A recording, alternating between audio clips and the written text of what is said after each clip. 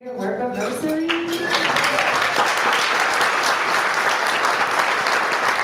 I just appreciate everything that Moscow is doing and coming together as a community. And I'm so excited to hear what Mayor Becky has to share with us because I think we're in a really great place. And I just appreciate all of you being here. So with that, let's thank Appearances, Marketing, and Promotion for sponsoring today's luncheon.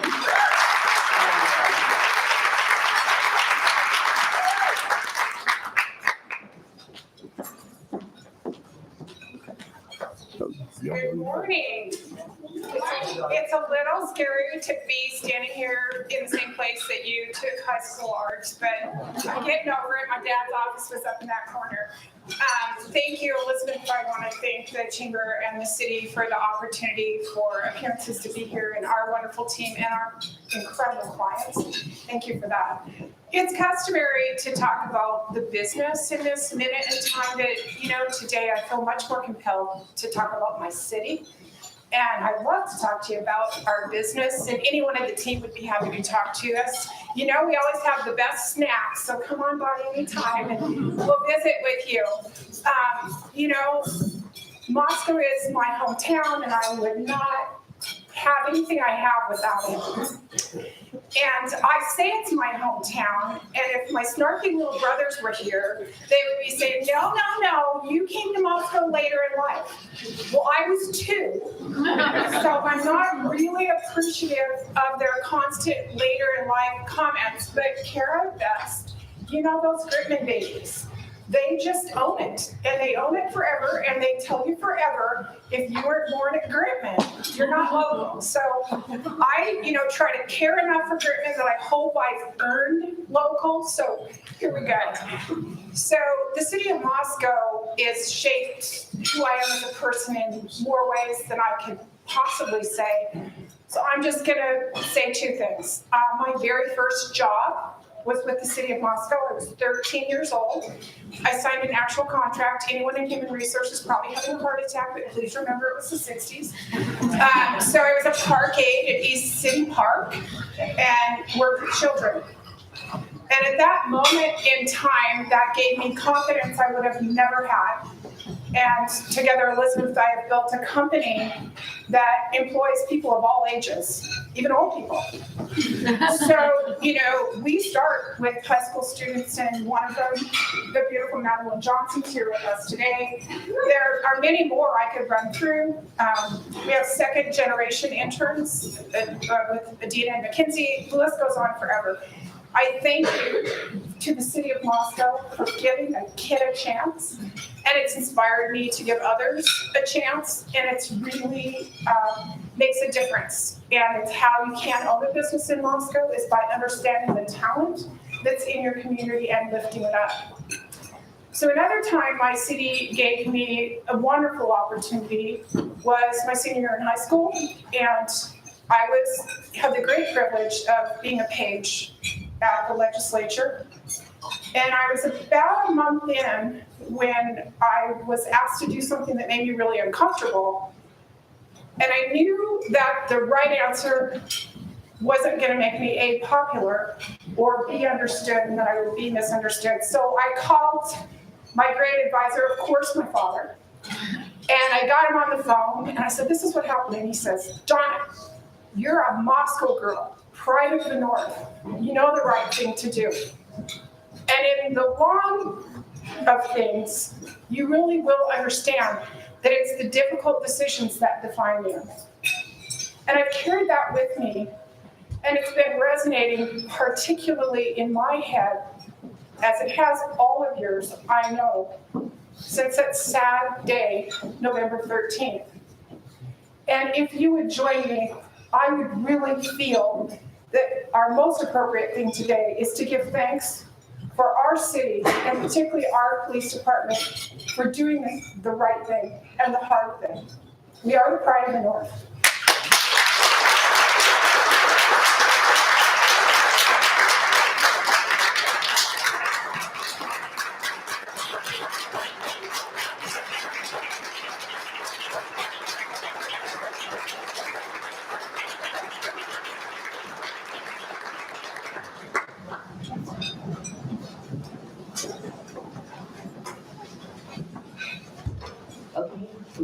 want to thank you, everyone. I'm gonna wait for Dre to come up and tell you about all the super fun things happening at the Moscow Chamber of Commerce and Visitor Center until we're done, so that we have something to look forward to after our task conversation. And, you know, take some of the pressure off of you, Becky. And thank you all so much. Without further ado,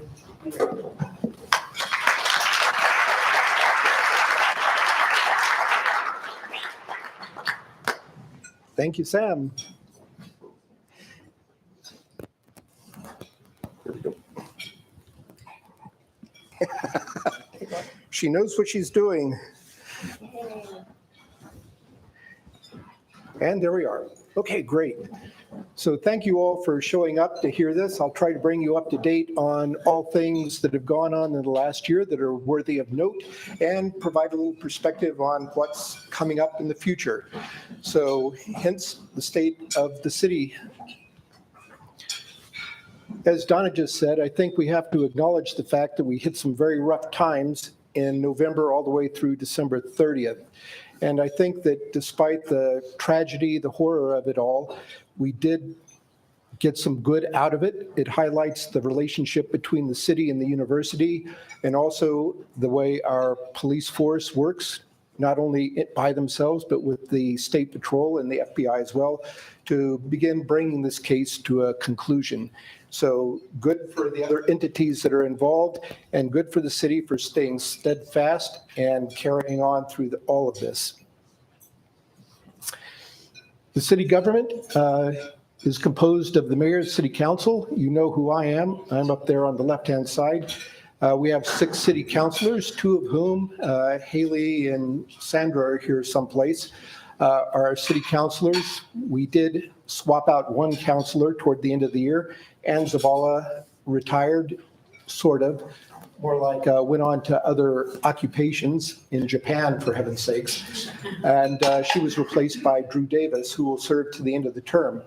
And we have elections coming up in November. There are new elections, and that seat will be up for grabs, as well as 3 others that will be then going for the full term. Well, I guess 3 seats altogether, but yeah. So anybody interested in becoming a city council member, here's your opportunity. So think about running.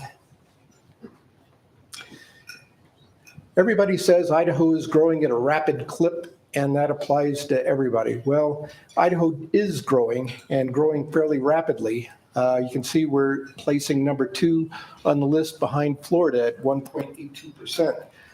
Moscow has seen some ups and downs, as you can see on the chart on the right. We swing back and forth a little bit, partly because of the COVID business and the impact that's had on faculty, students, and some residents. But overall, we've had a little bit of a surge this last year. We don't know quite what this year is going to look like until we get the numbers out of the Census Department sometime this summer, but I suspect it will be headed up again. Overall, we average a sedate 1% growth per year since, well, time immemorial, really. And that means at the moment about 250 more people per year move into town. Unfortunately, when you get 250 people moving into town, each and every one, this means that at an average of 2.5 people per residence, you're going to need 100 new residential units. And as you can see on here, the blue dotted line is multi-family residential dwelling units, and the green line is single-family homes. We're lagging behind ever since the Great Recession back in 2008 and 9. We've not been building enough houses, and this creates a shortage, a deficit in supply of housing, and that's manifested in higher prices and a general lack, which hinders a lot of things, including bringing people to town who are in their career days. For example, the university has occasional difficulties bringing on new faculty because there's no place for them to get a house. So we need to get some more housing developed. We have some new annexations, some new subdivisions. Well, housing doesn't happen overnight. It takes a little while. So we're hoping by this summer and into next year, there'll be more housing available. And it could be faster if we had more contractors who are able to actually build houses. And that would be good. But then why are all these people coming into Moscow? We live in a beautiful, beautiful area, and it's very attractive for a lot of people for a lot of reasons. We aren't hugely metropolitan, but you can get there from here. Portland's about 6 hours, Seattle about 5, Spokane an hour and a half. You can get off to the major metropolitan areas when you want to, but we have a surprisingly quiet, college-oriented lifestyle here that is very appealing for a lot of people.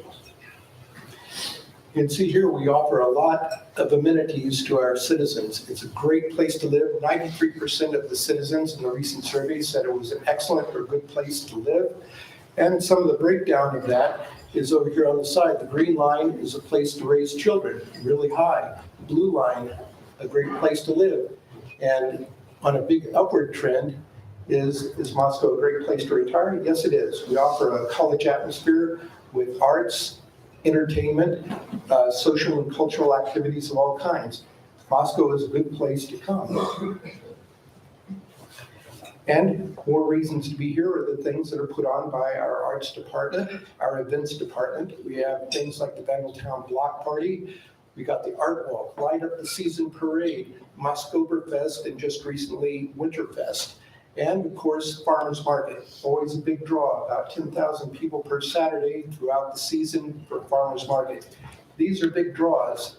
Farmers Market is #1 in Idaho, maybe faded to #2 this year, but we'd like to bring it back to #1 and places in the top 10 or so nationally. Really good farmers market, and we treasure that, and it is an amenity for this town that you have. I'd like to move on and kind of cover what happened in 2022 briefly. So first thing up was we passed a $10 million bond, we being the $6 million bond to construct a new police station. And thank goodness we did. I don't know how many in here have been through the old police station and seen its decrepitude and cramped. If you really want to get an inside picture, go ask Chief Fry, and he'll tell you how cramped it was. So we constructed the new facility, and it came in very handy because it demonstrated its flexibility, its utility through the recent unhappy events where we put in a whole lot of other people and it could accommodate them, which could not otherwise have happened. We got the bond passed. It was advertised to be at 2.2% for the bond. However, when it all was said and done, we got it for 1.26% interest, which I don't think will ever be seen again on a bond. So in other words, if you look at it through a certain lens, we're making money borrowing that money. Worked out well. Another where there was an extension of the bond was also to renovate the Mann Building over here in City Hall's parking lot. And I'm sure you've all seen the catastrophe of a building. Concrete blocks, it had cracks, water was getting into the cracks, and you know what happens when freeze-thaw happens on concrete blocks. The place was not doing well. Partially a victim of deferred maintenance, which is another word saying we don't have the money to fix it. So as part of the bond, we did fix the Mann Building and renovated it for at least another 30 cents better. It functions better, it's better insulated, the roof doesn't leak, good stuff. So it's much cheaper to look after your facilities and the things you do than it is to try to replace them after they break. So anyway, that was another part of the bond that benefited from the citizens voting for it. Also recently, the Blue Ice Rink has opened up. It's a huge, enormous sheet of ice. I don't know if you've been in to look, but I highly recommend it. Go in and have a look at that thing. It's a great facility. The city provided $1 million from the Hamilton Fund to assist in development of this facility. It's been attracting tournaments. A couple weeks ago, we had 6 or 7 visiting teams in town, filling up hotel rooms, patronizing restaurants, and generally availing themselves of all the services and amenities that Moscow has. This is really a nice facility, and we should be very proud of it, and we appreciate the work that went into it on the part of the Blue Ice Rink Board and everybody who will participate to bring it to fruition.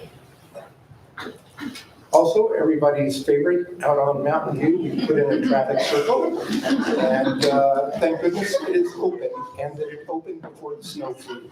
So It's very good. It takes a little sharper turn to navigate compared to the Joseph Street one, which is more of a chicane than it is a roundabout.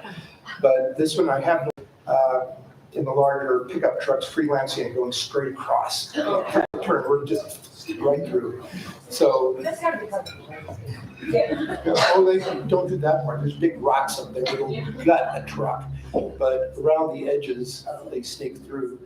As an extension of that, we've also done work on some of our downtown streets, 6th Street, 3rd Street. I don't know if you've noticed, but we've enhanced the lighting through there for safety reasons and also to make it look better. Got rid of the old gooseneck street lights, put in decorative street lighting, brick pavers, a nice sidewalk, and coming this summer, these overhead lines are going to be disappearing and be undergrounded as well and pull up the wooden areas quite a lot, make it look a little more urban, a little more downtown. Down at D and Mountain View, we also did a safety project. We got a grant for $250,000 to help this project. When that area was without stop signs, you could sail through on Mountain View without having to stop. And that meant that why have left turn lanes anymore? It didn't make sense. So in the interest of student safety, we pushed the sidewalks in closer, narrowed it down to just 2 lanes, which makes it easier for the crossing guards and provides some good cues to the students who are crossing back and forth there. So that was a major undertaking. Didn't take too long. And I don't know if you really noticed that the sidewalks there are now bigger than what they were. We also got the idea that we would extend sewer and water services down South Main. As we all know, ITD is building the 4-lane US 95 coming into town from down there. And rather than extend services after that fact, tear up perfectly good new asphalt to install sewer and water, we did it now. We extend services beyond that intersection down to facilitate development in that area, also to help out Schweitzer Engineering and their new building and other things like that. And I don't know if you can see on this, but in the central picture, you can see here's the grade level. And to get things to flow, there's some guys down here who are 20 or 25 feet down. There was a big trench that had to be constructed there to enable the services to work properly. So that took a little bit of time. I think they discovered at one point an old buried car along the banks of the Toulouse River. And so these are the unexpected bits you find underneath. You know, nobody ever finds gold here, but they find cars. Tragic. Anyway, that's extended in the interest of not tearing up a perfectly good road soon after it's installed. Also, we continue with the street maintenance program, not necessarily street improvement per se, but we focus on maintenance and continuing the utility of our streets for as long as possibly possible. To tear up the street and put down a full layer of new gravel and asphalt is ungodly expensive. Tyler Palmer over here, our public works guy, can tell you just how much that is. It makes more sense to try to maintain the roads and keep them going for as long as possible. And one of the ways to do that is this rubberized chip seal, which is not like normal chip seal, which merely propagates any cracks. And you can see here all these alligators.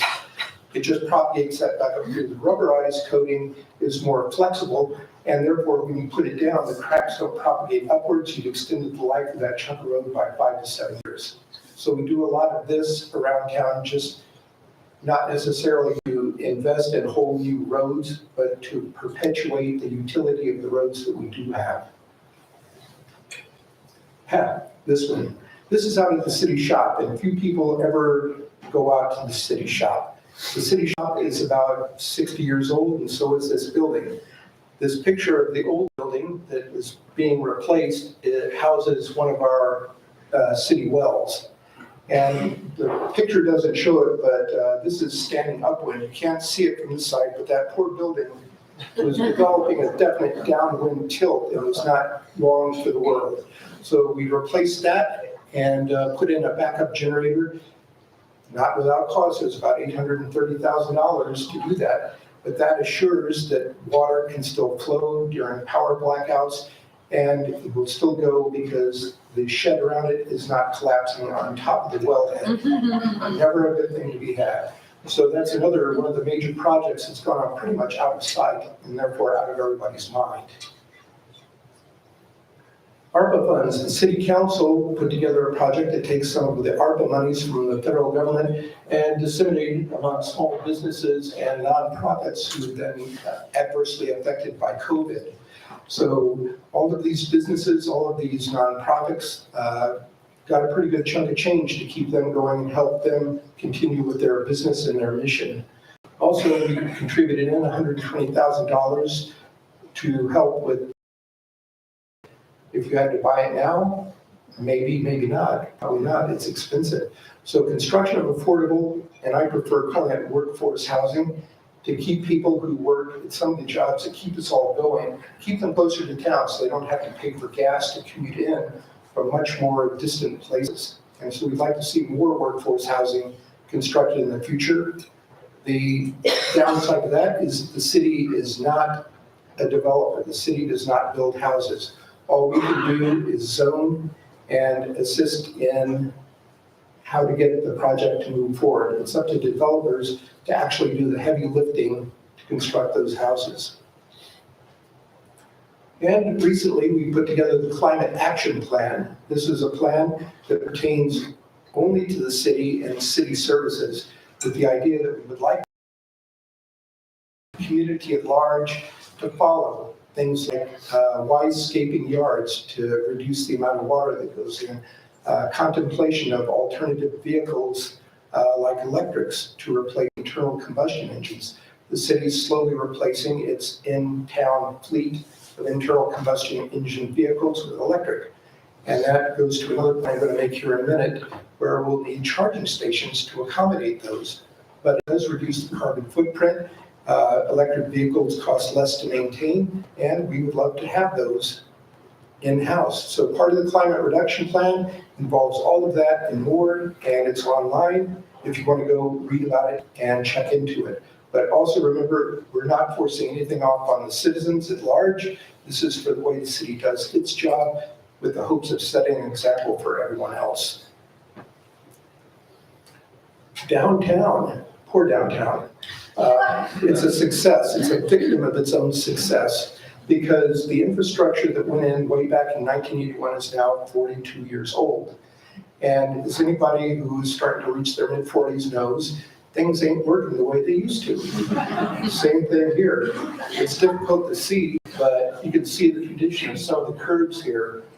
Some of it's getting pretty chewed up. Everybody knows the aggregate sidewalks are getting a little ragged as well. So we're putting together a plan in conjunction with community input to try to upgrade downtown, to bring downtown back. We get a lot of visitors from out of town. This is Boise. And when people come into town, into an urban environment, they have certain expectations anymore of how your downtown should look. We want our Main Street to be as good or better than this, and promote the use of downtown as a nice environment in which to go, where you don't have to worry about tripping on a curb or something like that. So we're working on that in conjunction with the developer, well, not developer, but the architects and the community, taking those ideas and trying to put them together into some kind of a coherent and reasonably affordable option. Replacing hardscape is dreadfully expensive, so this is clearly going to be a phased project where it goes bit by bit as funding becomes available. But at the moment, the ideas are coalescing around, let's work on the Friendship Square area first, and then branch out up and down Main Street from there, which will eventually encompass from about 7th Street all the way up to 8 or thereabouts. So that's what we would like to get done there. Below, south of 7th Street, that was done as part of the Gritman project, so that's already in fairly good shape. Now we have to work north, but starting with Friendship Square, because that is a focal point for all of our community activities. The Winterfest, Oktoberfest, Vandaltown Block Party, Farmers Market, and so on. Also, we're going to need some more infrastructure improvement. take a lesson from our friends down in the valley in Lewiston. They did deferred maintenance for a great many years, which was popular with the voters because they didn't get hit with 2 to 5% increases on a regular basis. Well, the EPA caught up with them, and now they're due to replace the entire infrastructure that they got there to the tune of something like $50 million and right now. So think about the unhappy ratepayers when that happens. For us, we've got about $30 million to do over the next decade. And so we've been saving and projecting these costs for years, saving up the money that we need to execute these things. If you don't do them, the EPA gets a hold of you and they levy fines to the tune of $37,000 per day per violation. And so when you think about that kind of impact on the city's finances, and when I say city's finances here, I mean citizens, you guys who are actually out there paying the taxes. If a $37,000 fine comes in, the city doesn't really pay it, the citizens do. So we try to stay ahead of that by plotting, planning, and doing what we can to keep the facility both up to EPA standards. We all want to keep the pollution down and be good citizens and stewards of the environment, but at the same time, make sure that when the handle on the toilet flushes, it goes away and you don't have to think about it. Fire department. We've been buying new vehicles as the old ones age out. We got a hold of a grant thanks to our wizard grant writer, Elisa Anderson. And so we were able to get this fire truck, among others. We've already got 2 new ones replacing the old ones. They were still operative, but you can't get spare parts for them after 20 years. So what do? Well, generally, one of the others that was replaced, I think we sold it to Genesee for $1. So they still have some utility, but it doesn't do you much good to have a fire engine if the pump busts in the middle of an incident. We've had a couple of structure fires and the volunteers, they've showed up, put them out. And that's just in the past couple of weeks, so good on them. But our job is to supply these. We've got another truck coming this spring, and in a couple or 3 years, we need to replace the ladder truck to the tune of about $1.8 million that we split with the university. Thank you, Dan. Also, they answer the calls. These are the guys that show up on probably what is one of your worst days of your life. So they show up for the EMT purpose, they show up for the fire. And for life-saving CPR that was successful, 3 of those, extrication of a person who was stuck in an apartment, unconscious while the apartment filled up with smoke, in to get there in time. So anyway, our volunteers are the basis of what we do there. We train, and what we need are actually more volunteers for both EMT and specifically paramedic status. And we also would like to have more in-town long-term residents, volunteers as well, who can come in and help anchor the facilities and services that we all need.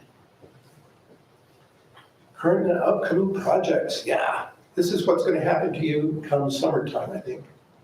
There we go back. Okay, so we've got a bunch of stuff coming on. Indian Hills and Ponderosa booster stations. These are the pumps that provide sufficient pressure to allow for fire flow through city pipes. So we have to do those. Those are expensive little beasties at $3.9 million a piece. We have the water system transmission improvements to get from the wells to the storage tanks. Need to replace those pipes lest they burst on us in most unfortunate time. Sewer main improvements, believe it or not, underneath our streets, we still have some clay sewer pipes from way, way, way back when that need to be replaced. And that's one of those critical services the city provides that we need to work on.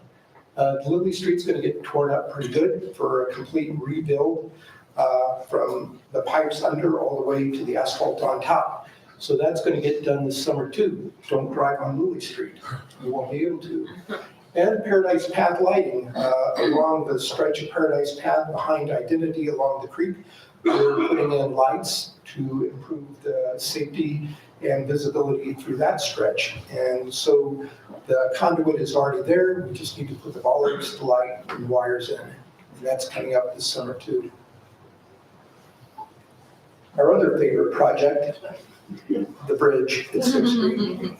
The bridge that kept with each flood event getting narrower and narrower. I don't know if you noticed, but the Jersey barriers started out pretty far and they kept creeping in. Every time we had a flood, the Jersey barriers came in closer and closer.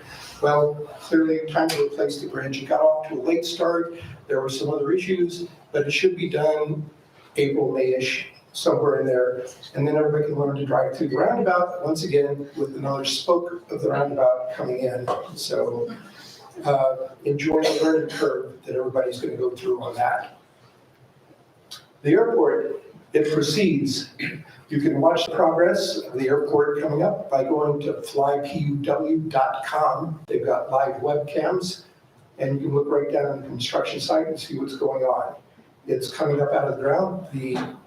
What you could call almost a daylight basement, which houses the service vehicles, the TSA screening, things like that, down in that section. And they're just about getting ready to put the floor for the actual terminal on the top. And it is due to be substantially complete by December 31st of this year. It doesn't mean it will open right then, but soon after it will, and we'll have a genuine airport where people aren't wedged into the post-security waiting room, cheek by jowl. And please let me on the airplane, there's more space in there than there is in this waiting room. So it's on its way, it's doing well. The total cost, last we heard, was about $71 million, but the terminal itself is only a fraction of that. The rest of it goes into the areas out here where the planes are, to put in enough concrete to hold the 737 without watching it sink slowly back into the pools. Also had to put in a very large tank to hold the icing fluid. EPA objects to dumping propylene glycol right out the back door. So there were a lot of considerations and a lot of infrastructure, parking lots, power, all kinds of things that go along with this. So the terminal itself was only a fraction of all of this. Challenges, there's always challenges going forward. The biggest long-term existential challenge that our city has is where do we find alternative water? We're still pumping out of the ground down in our two aquifers. The city pumps almost 100% from the Grand Ronde aquifer. And so we would like to keep that aquifer stabilized, and that means finding an alternative. We're working with PBAC, the City of Pullman, University of Idaho, Washington State University to find solutions to this, and whatever we do is going to be plenty expensive. But we have to start now in order to get it done by the time we get there. Fire and EMS, I already spoke to that. More volunteers, please. If you have a hankering to ride in vehicles with lights and sirens, this is your opportunity. Jump on it. We're replacing the emergency radio system. Right now, there's deficiencies in that system that cause blackout areas in town, blackout areas in buildings. And if you're a fireman going into a fire and you're outside of radio reception, your life is definitely in peril. So we're working on this project, also expensive, about $3.8 million, to completely redo our radio network in the area. And so that should be moving along, should be done by the end of '24. And the shop facilities. They're all 60, 70-year-old out there. And as we move forward with new climate action designated plans to put in electric vehicles, we need to change the way the shops work. We need to put in charging stations. There's work to be done out there. Currently, the people that work out there are standing on top of each other trying to get work done. And it's not effective, it's not efficient, and it hinders the city doing the best job that it can. So we want to get that moving forward as well. Okay, I'd like to end up with one more discussion on the issue of property tax. Everybody who's opened their tax document this year has had a swoon, just about. I took a look at it and gasped, and what in the world? I think my battery pack.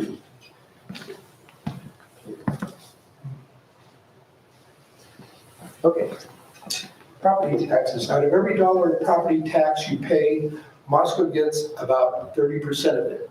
So we get $3 out of every dollar that goes in.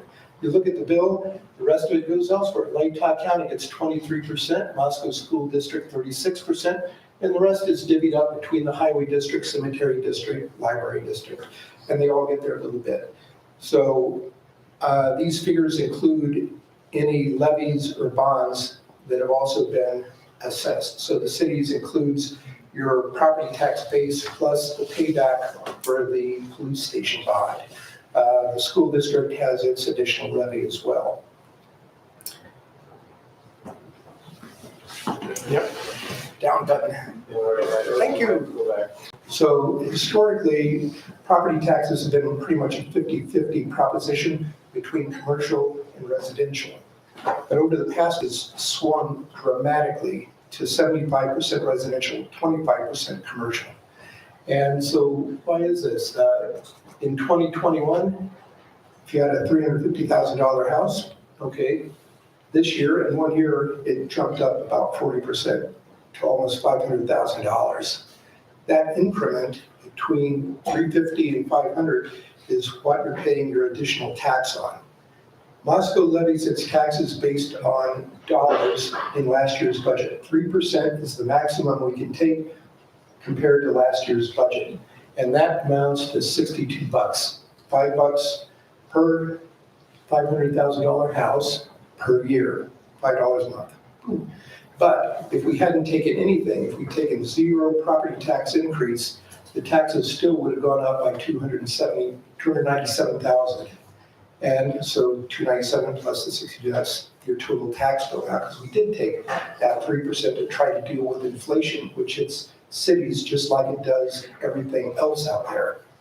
So with that, that's where some of the tax is coming from.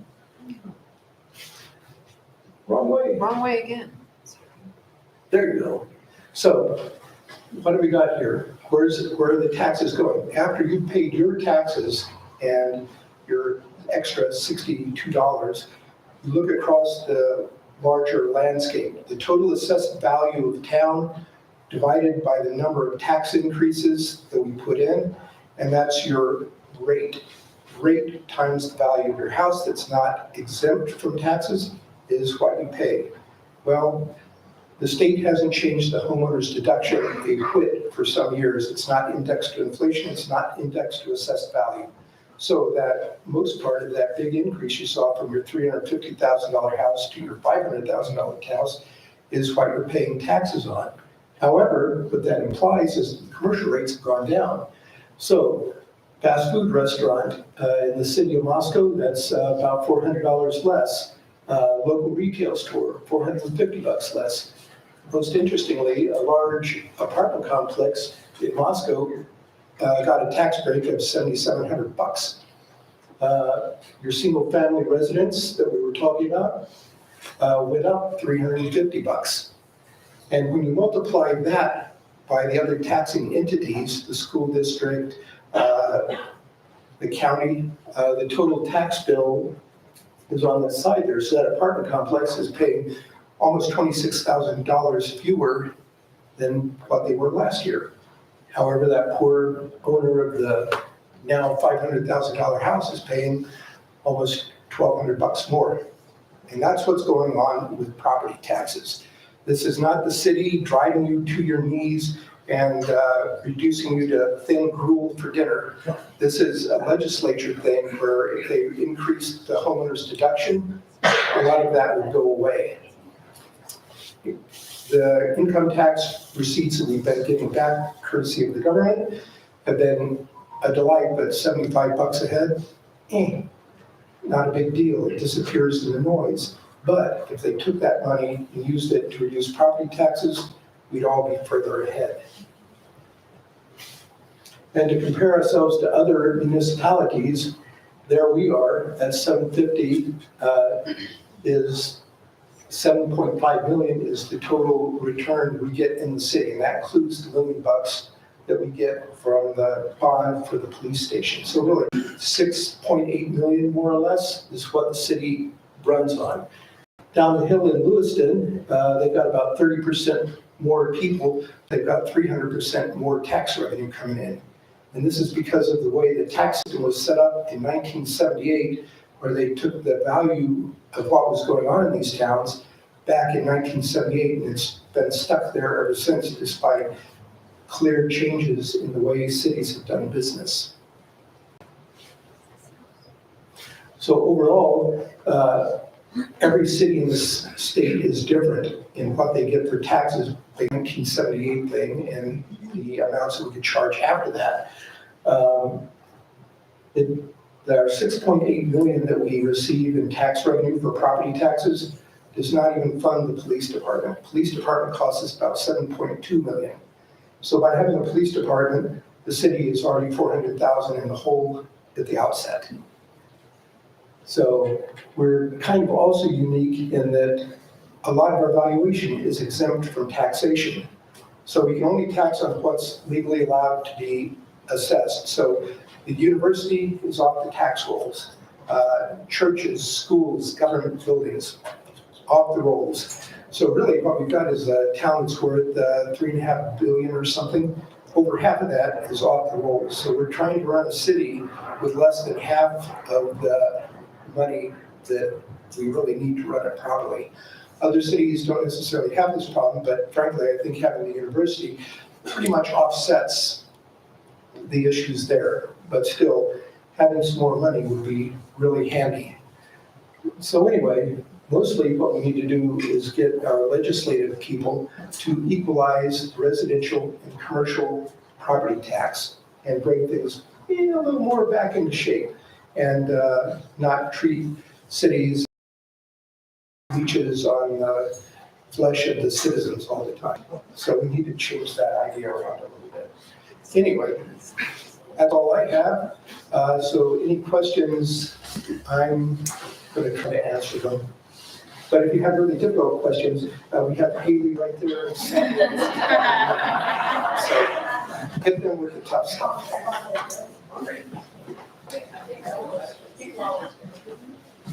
I'm liking it already. No questions.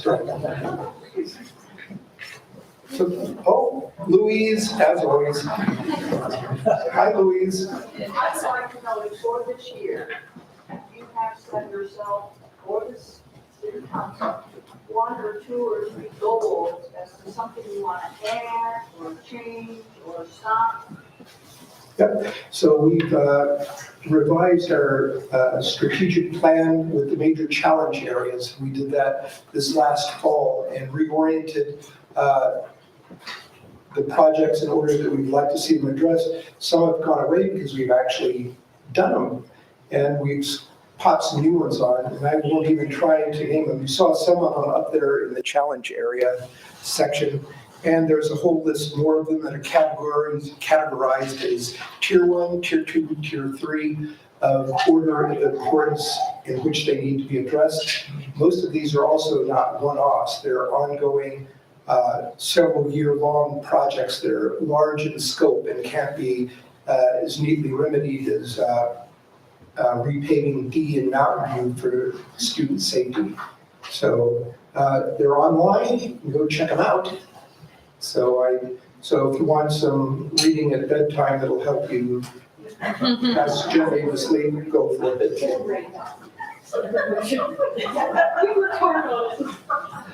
So. Good. Sam, come rescue me. Yeah.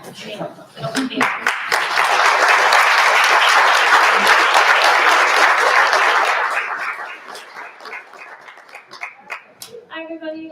Thank you once again, Mayor Becky, for a wonderful presentation and for all the work that our city council, elected officials, and city staff do to make this such a wonderful place to live.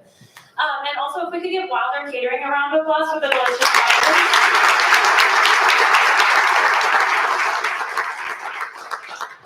Okay, and without further ado, I'm going to run through some announcements. Hi, everybody. My name is Dre Harmon. I'm the Director of Tourism and Marketing at the Moscow Chamber of Commerce and Visitor Center. And typically at these luncheons, we do open up the floor for announcements. Due to time today, we're not going to do that. But you're all welcome back at our next luncheon featuring our law enforcement offices. And that will be on March 22nd. And if you haven't already RSVP'd, you can contact Sarah Tucker at our office to do so. Hi, Sarah. Some other chamber events that are coming up, we have our call with the legislators today at 4 p.m. We really encourage our businesses to tune into these. It's a great opportunity to get face time with your legislators during the legislative session. And if we can't speak for all of you, right? There's a very diverse group of businesses, a very diverse group of needs. So this is your opportunity to get that face time with them and let them know what legislation you support, what legislation you're concerned about. And we can't thank you all enough for showing up to those conversations. Also, throughout the rest of February, I want to highlight the Blues Cult Film Revival, which is an amazing film festival every Wednesday at the Kenworthy, which the Moscow Chamber of Commerce and Visitors Center is highlighting. I also want to point out that on Thursday, Napoleon Dynamite is playing, and our Members Festival Dance has a dance component planned. Sponsored by Inland North. And it is sponsored by Inland Northwest. Thanks, Stevie. Okay, other announcements. Art Walk is tomorrow. The City of Moscow does an amazing job of hosting Art Walk monthly. I think a lot of you probably remember this used to be an annual event that is now almost every month throughout the year. We'll be hosting food from Wilder Catering again in our lobby, along with artwork from Justin Miller Photography, who does really amazing landscape photography of the Palouse. So we encourage you to check that out, along with all of the amazing art walk locations across town. Let's see. And then lastly, I just want to thank everyone who made it out to Winterfest on February 4th. It was Moscow's most totally rad 80s themed opera ski party. And we had 800 wristbands sold, which means that's 800 people who were drinking craft beer and beverages out on Main Street. We've been working with University of Idaho Extension to do an economic contribution study. And so they do this at the farmer's market as well. They had counters throughout the event. And we found out that we actually have 4,000 people downtown on February 4th. And so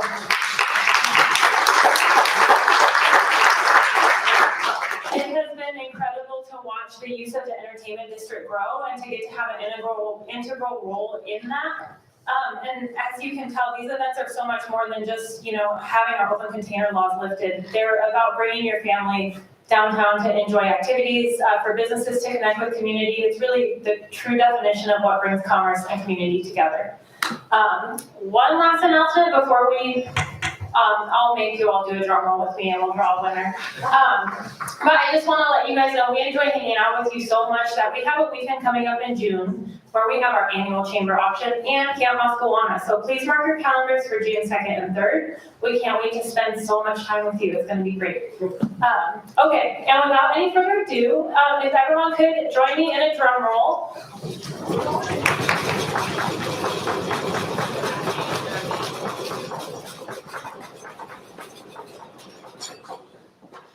BJ Swanson, congratulations! BJ is the winner of 8 passes to the Kenworthy, along with a really amazing swag bag donated by appearances. Thank you all and enjoy the rest of your day.